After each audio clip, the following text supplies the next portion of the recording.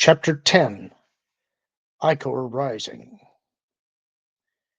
A lantern rested on a wooden table, illuminating the interior of a primitive thatched hut. Next to the lantern lay a thick book which was open to a page filled with ancient Greek script.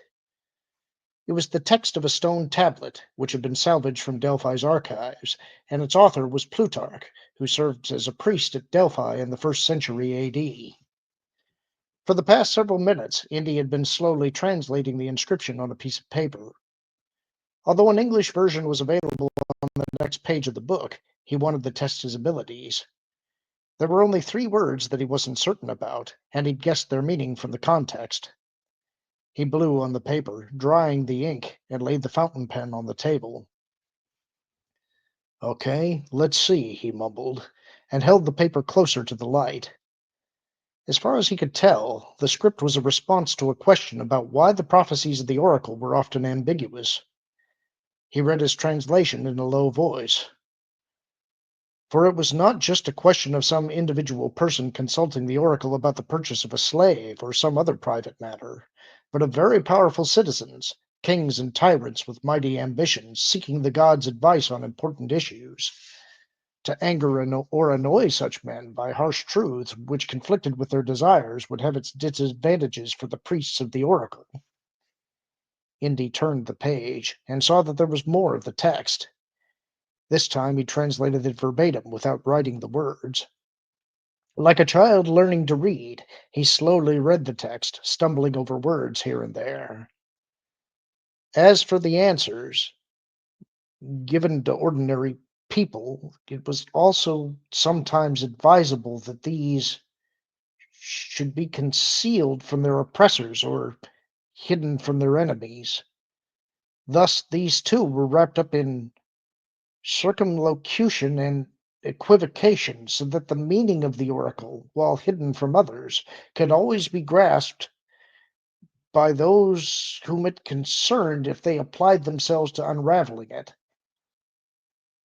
It sounded like a politician explaining why he hadn't carried out his campaign promises, Indy thought as he turned the page. He scanned the accompanying English translation and smiled. He was pleased with his accuracy and confident he could translate the tablet that awaited him in the fissure. Now, if Dorian would stop wasting time, he could get on with it. He pulled out his pocket watch and glanced at it. Without exception, the vapors rose from the crevice for 12 minutes before they dissipated, but the length of the quiet periods was slowly increasing. The first time they'd measured an interval, it had lasted 3 hours and 5 minutes. The next time the vapors had risen, 3 hours and 11 minutes had elapsed. It hadn't taken long for them to realize that each interval was lengthening by 6 minutes. But now, their 3rd day at Delphi, Dorian was still insisting they continue taking the measurements. Indy had been watching the fissure since 1 p.m. The gases had risen at 4:16 p.m. and had been quiet now for 4 hours and 5 minutes. If the schedule that had been established continued, the vapors would rise in 18 minutes at 8:39 p.m. Ironic, he thought. He'd left his studies in mid-semester for what seemed like the chance of a lifetime, but so far all he'd done was play watchdog for a hole in the ground. He shook his head in disgust. At least he could look forward to dinner. He'd be relieved at 9. Then he would head into the village. He held his hands out over the charcoal brazier which heated the hut. When he was satisfied that he was as warm as he could get, he pulled aside the cloth which covered the door. He reached for his hat, which lay on the table, but his hand hit the lantern and tipped it over. It rolled towards the edge of the table. He lunged for it and caught it just as it was about to roll onto the floor. He carefully stood it up in the center of the table and eased his hands away. "Now stay there." He took a step backwards and his heel knocked over the brazier. Hot coals catapulted across the dirt floor and bounced towards the wall. He cursed and scurried about, kicking one coal after another towards the center of the hut, then out the door. He glanced around. He sniffed. Smoke. Flames suddenly raced along the base of the wall. Indy slapped at them with his jacket, then finally found the coal and kicked it out the door. He stomped out the sparks and flapped the cloth door to get out the smoke, but the rush of air ignited the spark he'd missed, and the wall was ablaze again. Ah! He yelled, grabbed a gallon jug of water from the floor, and doused the fire.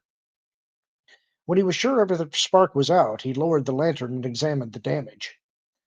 Several square feet of the wall were blackened, and the hut smelled of smoke, but the structure still seemed sound. The last thing he wanted to do was end his watch by burning down the hut.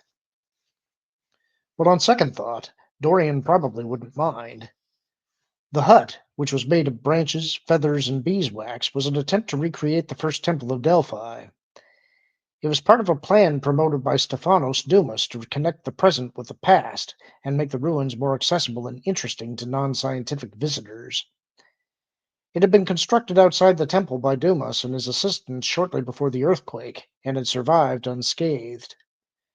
Upon their arrival, as Dumas led them over to the crevice, Dorian had stopped at the hut, looked it over, then asked Dumas what it was. She laughed when he finished his explanation. So you're becoming a tourist promoter as well as an archaeologist. Is that what I taught you when you were my student? Well, not exactly, but in fact, what I taught you, Stephanos, is that tourists are a costly nuisance.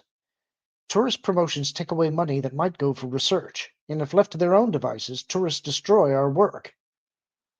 Dumas was taken aback by the criticism, but he quickly recovered. Well, a very important tourist is coming here, Dr. Belicanos. None other than the king, and I'm sure you'll agree it's a good idea to please him.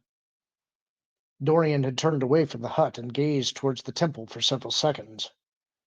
Indy was surprised by how well she hid her feelings. She must be thinking that the king's trip to Delphi was related to her family's tenuous political situation and her return. When she looked back towards them, she was smiling. So everything is happening at once. The vapors are rising and the king is coming. And you are here, Dumas added.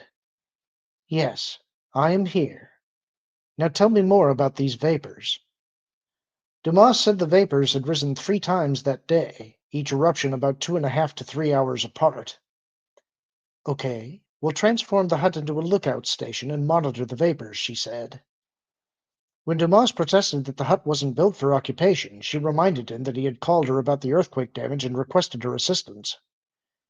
As long as I have come all the way from Paris for that purpose, let me do my job the way I see fit, Stephanos. Is that understood? Dumas quickly backed off, and from that moment on, there was no question that while Dorian was in Delphi, she was in charge. Indy put his hat on and stepped outside. Moonlight washed across the ruins, illuminating the columns of Apollo's temple, the rubble and remains of ancient walls. Beyond the temple, the abrupt rise of the mountain face was hidden in shadow and left a sense of foreboding. He rubbed his hands together, fighting off the chill, and headed towards the temple. He thought about what he'd read in recent days about Delphi and tried to imagine what it had been like to visit the sacred shrine at the height of its power. The temple had been built in the middle of the 4th century BC, after an earlier temple was destroyed by an earthquake. In the decades and centuries that followed, a regular routine had been established. Visitors seeking knowledge of the future would first sacrifice a goat or a sheep, and if a reading of the entrails boded well, they were allowed inside the temple. If the person was wealthy, the entrails no doubt read very well, Indy figured. Upon entering the portal, they first saw walls inscribed with bits of wisdom, such as "Know thyself" and "Everything in moderation." Beyond the portal were statues of Poseidon, Apollo, and the Fates. Other treasures of the interior included the statue of Homer and the iron chair in which Pindar sat when he came to Delphi to sing odes to Apollo. Below ground level were the central chambers of the shrine. A huge gold statue of Apollo guarded the entrance to the inner sanctuary, known as the Adytum. In the inner sanctuary was the tomb of Dionysus and the tripod on which Pythia sat and inhaled the mephitic gases which supposedly rose from a fissure in the earth. Nearby was the omphalos, a black cone-shaped stone, which was regarded as the navel of the world, and was always near Pythia when she spoke. But all that was gone. Lost, stolen, or destroyed, he thought as he crossed the sacred way, a wide path which wound through the ruins. He stopped where a rope blocked entry to the temple.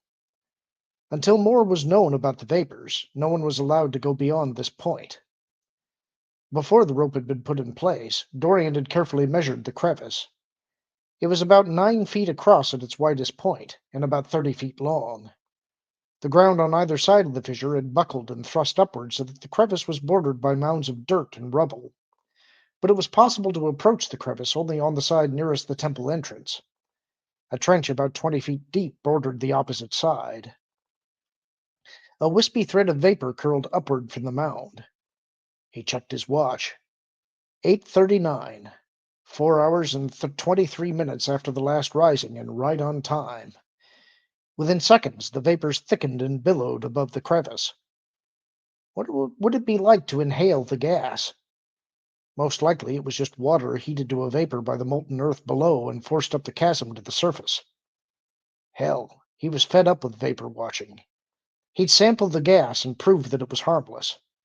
If he felt the least bit nauseated, he could just back away and inhale fresh air. He glanced back across the ruins, then pushed down on the rope and stretched a leg over. The air around the top of the mound was a violet hue now. His heart beat faster as he raised his other leg. Maybe this was a mistake. Maybe it was a poisonous gas. Get it over with. Do it. Jones, what are you doing here? He lowered his leg, straddling the rope, and looked back to see Dorian stepping out from the shadows of the hut. The moonlight fell across her, illuminating one side of her face. Awkwardly, he stepped back over the rope. He rubbed his hands together and smiled as she approached. It started again, right on time. So I see. She moved closer to him. But you didn't answer my question. What were you going to do? He tried to think of an excuse, but there was no point. I was going to take a closer look. I thought I made it clear to you that I don't want you or anyone going in there when the fumes are rising. We don't know anything about the gases. Maybe it's Iker, Dorian. He could see her face clearly now. She wasn't amused. Ichor was the ethereal fluid that flowed through the veins of the gods. This is no time to be flippant, she snapped. The pursuit of archaeology requires rational thought and a step-by-step process. If you want me to talk rationally, that's fine. The fact is, we won't know anything until someone just goes in there and inhales the gas. And you'd like to be that person, I suppose. I'm willing to try it because I think we're wasting our time. No, she said firmly. That's not the way we're going to do it. Just then the vapors faded, turned wispy, and vanished. Dorian noted the time. Where's the clipboard? Aren't you keeping track of the time? I left it in the hut, and I am keeping track. He told her the times the vapors had risen. Dorian shook her head. Jones, if you're going to become an archaeologist, you have to learn patience. The age of the treasure-hunting archaeologist adventurer is over. Archaeology is a slow, painstaking process. We study the most minute details, the fragments, the rubble, the garbage of the ages. That is how we advance our understanding of the past. I'm sure that's true, but in this case, we've got to look at the geological point of view. The longer we wait, the greater the chances of losing the tablet to an aftershock or another quake. I'm well aware of that. Her voice had gone hard and cold. Tomorrow morning, I'm going to tie a goat near the fissure and we'll watch its reactions. A goat? He laughed. That's appropriate. In the legend of the original Delphic oracle, a goat had first inhaled the fumes of the rotting carcass of Python and gone crazy. Later, shepherds discovered the fissure, and many of them, intoxicated by the fumes, had fallen into the crevice. I thought you'd like that. But Indy wasn't through challenging her. So what if she got angry with him? It would be better than being ignored. Ever since their arrival, she'd been cool towards him. Not only had she ceased being his lover, but she barely acknowledged him. He wondered if there was another man, possibly someone who lived in the village. After all, she'd worked here for years before moving to Paris. I bet you're hoping these gases are the real thing, that they cause people to go into trances and see the future. Jones, you're insolent and you also underestimate me. I have no preconceived notions about the vapors. I'm not trying to prove anything. Well, what if the goat doesn't react? Then we'll get on with our business. Which is? I've decided that you should be the one to go down into the crevice. Of course, you don't have to do it if you don't want to. It's up to you. I'm giving you the first opportunity. I'll do it, he said without hesitating. The sooner the better. Good. I'm glad to hear it. Her dark eyes sought his, and he felt as if she were staring through him. In a softer voice, she added, I'm sorry if I've ignored you, but I've been very busy. It's understandable, I guess. Do you have many friends in the village? Why do you ask? He shrugged. You said you've been busy. Busy working, not socializing. If you haven't noticed, most of the villagers are very aloof from those of us who work at the ruins. Why is that? It's a tradition of sorts that goes back to when the village was moved from the ruins to allow us, the archaeologists, to excavate.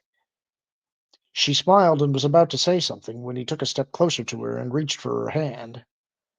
She abruptly drew back and addressed him in a more formal voice. You can go to dinner now. The moussaka is great tonight.